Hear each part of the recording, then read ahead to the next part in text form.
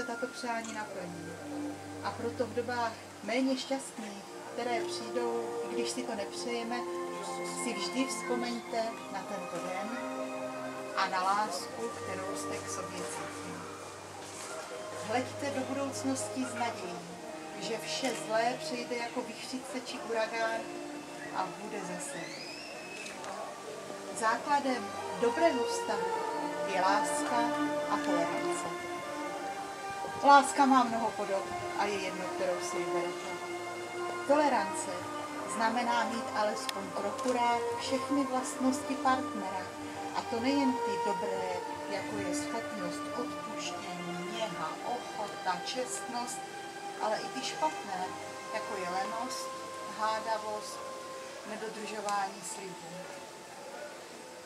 Nyní se chvilku zamyslete a v duchu vyslovte to nejkrásnější přání pro sebe i svého partnera. Toto přání nikdy nikomu neprozraďte, jen si na něj vzpomeňte v čase radosti i v okamžiku, kdy nebudete vědět, jak dále. Hledejte smysl života společně a my vám všichni přejeme, abyste jej ruku v ruce našli. Vážení snoubenci, protože nejsou známí žádné překážky, které by bránily v uzavření manželství, žádám vás nyní, abyste projevem své svobodné vůle učinili slavnostní prohlášení. Povstaňte, prosím.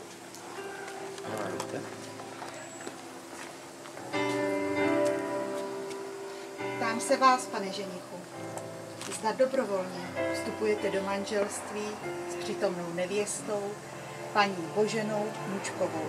Ano. Děkuji.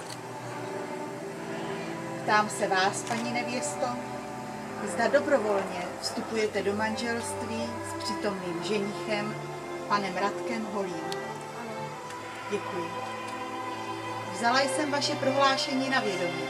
Paní matrikářka a vaši svědkové je slyšeli. Protože jste splnili všechny podmínky stanovené právním řádem České republiky pro vznik manželství, prohlašuji vaše manželství za právoplatně uzavřené. Symbolem vašeho manželského slibu jsou snubní prsteny, které si v upomínku na dnešní den vzájemně vyměníte. Prosím, můžete se posadit. Manželky.